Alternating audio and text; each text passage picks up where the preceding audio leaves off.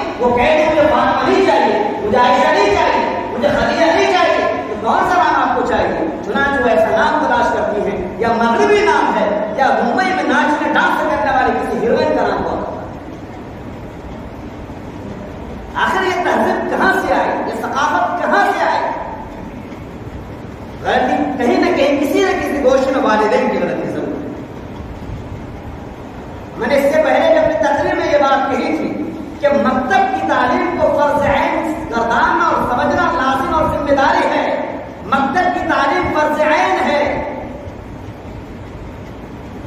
اور یہ بات مولانا ولی رحمانی رحمۃ اللہ علیہ سرزمین بہار میں اور اس سے پہلے حضرت مولانا علی رحمۃ اللہ علیہ نے پوری دنیا میں خاص طور سے ہندوستان میں جگہ جگہ اعلان کیا کہ مدارس و مکاتب کے جال بچھا دو. ہر مسجد میں مکتب ہونا چاہیے. اور آج اس کی محنت کی جا رہی ہے.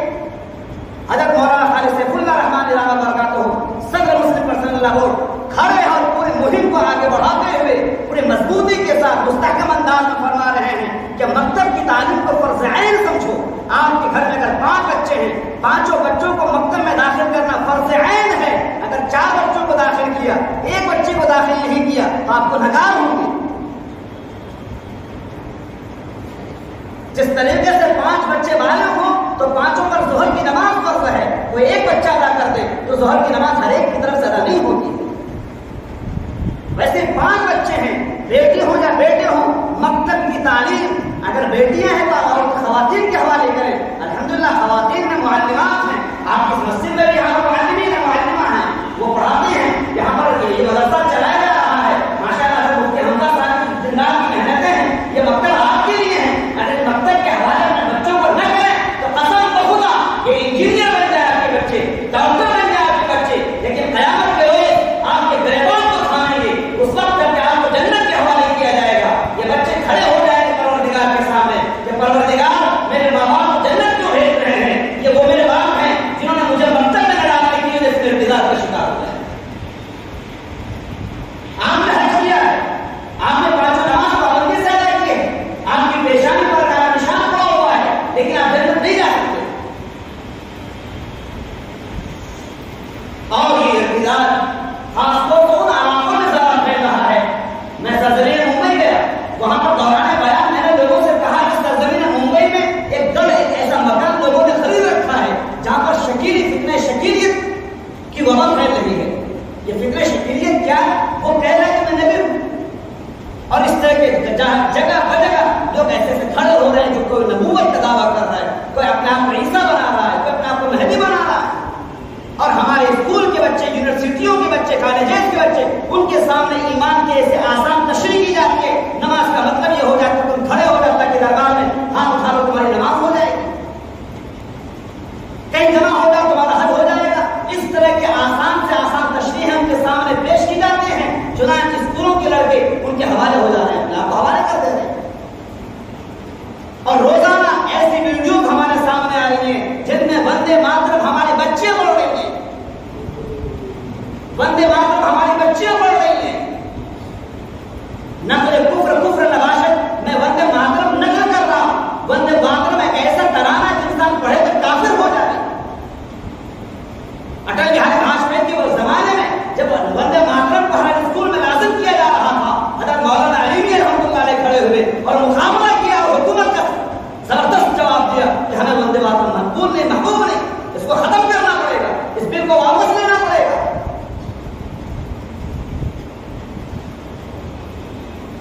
عزیز دوستو, آج جبکہ ارتداد کی وبا پھیلتی چلی جا رہی ہے, ہمارا یہ محدود دائرے میں گشت کا کام کر لینا یا تبلیغ کا کام کر لینا کافی نہیں ہے. یہاں پر جتنے لوگ بیٹھے ہوئے ہر ایک مسئول ہے. صرف یہ علماء مسئول نہیں ہیں, یہ علماء ذمہ دار نہیں ہیں کہ ممبر پر بیٹھ کر وہ تقریر کریں لوگوں کو سمجھا دیں, بلکہ کلکم مسئول عن رعیت, ہر ایک مسئول ہے اپنے رعیہ کے بارے میں, اپنے گھر والوں کے بارے میں. باپ مسئول ہے اپنے بچوں کے بارے میں, ماں مسئول ہے اپنے بچوں کے بارے میں, شوہر مسئول ہے اپنے بیوی کے بارے میں, ہر ایک بڑا بھائی مسئول ہے اپنے چھوٹے بھائی کے بارے میں. ہر ایک ذمہ دار ہے, ہر ایک ذمہ دار ہے. ہر ذمہ دار سے قیامت کے روز پوچھا جائے گا کہ تمہیں جو ذمہ داری سونپی گئی تھی کیا تم نے اپنی ذمہ داری ادا کی ہے. قرآن کریم میں جو آپ کو نقل کیا گیا ہے, اعوذ باللہ من الشیطان الرجیم, کنتم خیر امۃ اخرجت للناس تأمرون بالمعروف وتنہون عن المنکر وتؤمنون باللہ. یہ جو ایک نقل کیا جا رہا ہے کہ آپ خیر امت ہو, خیر امت صرف اس بنیاد پر کہ آپ ایمان والے, ایمان والا ہونا امت اسلامیہ سے پہلے, امت محمدیہ سے پہلے اور بھی امتیں پائی جا رہی, ہر ایک کے پاس ایمان تھا. ایمان کے اعتبار سے وہ بھی برابر, ہم کے برابر.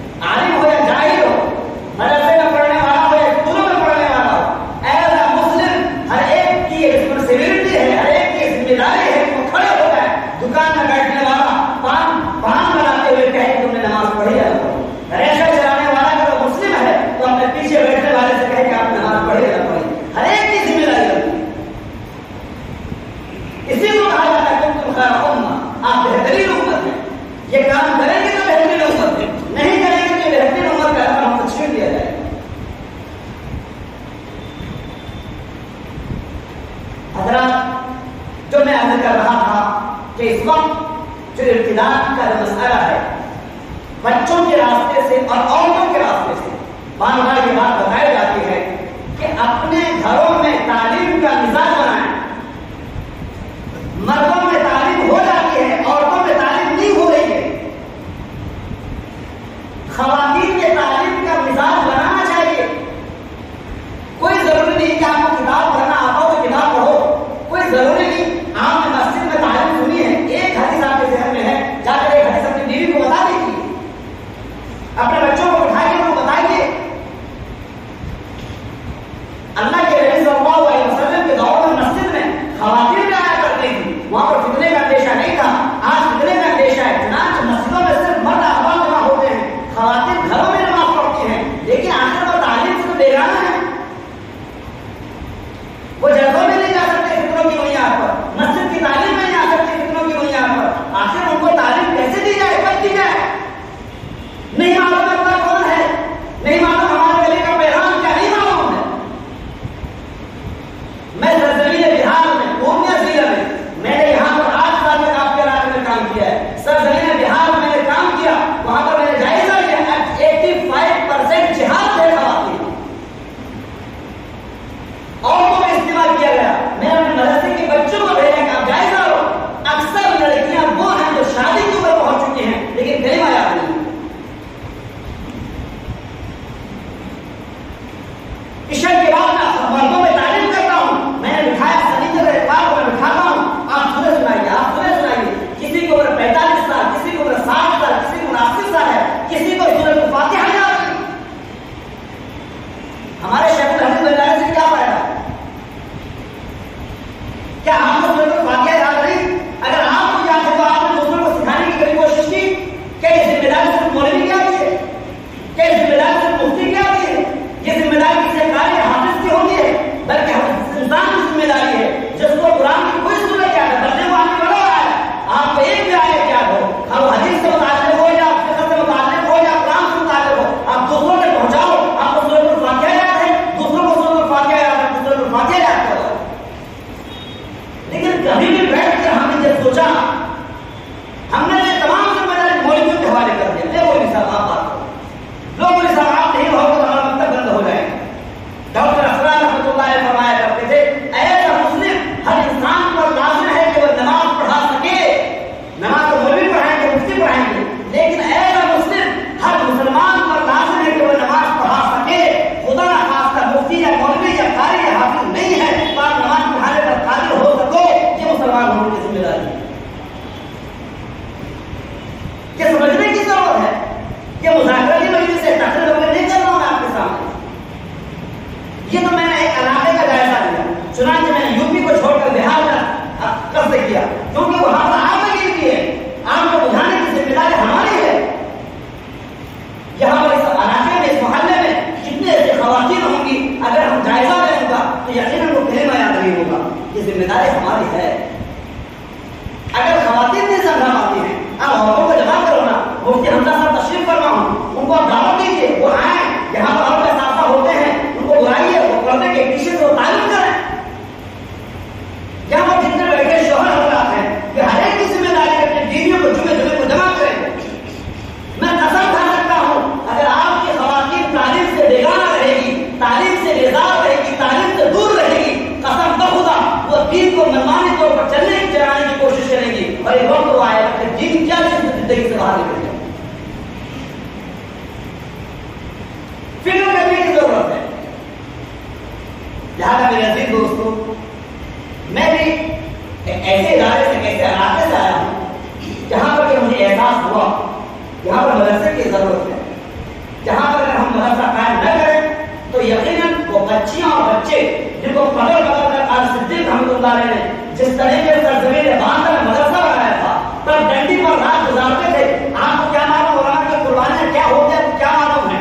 ہم تو یہ سمجھتے ہیں کہ علماء یہ کرتا پاجامہ ٹوپی پہنتے ہیں اور کپڑے ٹائٹ ہوتے ہیں، اچھی زندگی گزار رہے ہوتے ہیں. اندرونی طور پر کتنے جلے ہوتے ہیں، کتنے بھنے ہوتے ہیں، کتنی پریشانیوں کے شکار ہوتے ہیں. اور صدیق رحمۃ اللہ علیہ کے بارے میں آتا ہے، آج جن کے ہاتھ شوہر پھیلی ہوئی ہے ان کے بارے میں آتا ہے وہ ڈنڈیوں میں رات میں سویا کرتے تھے، سڑکوں میں سویا کرتے تھے، بچوں کو برا برا کر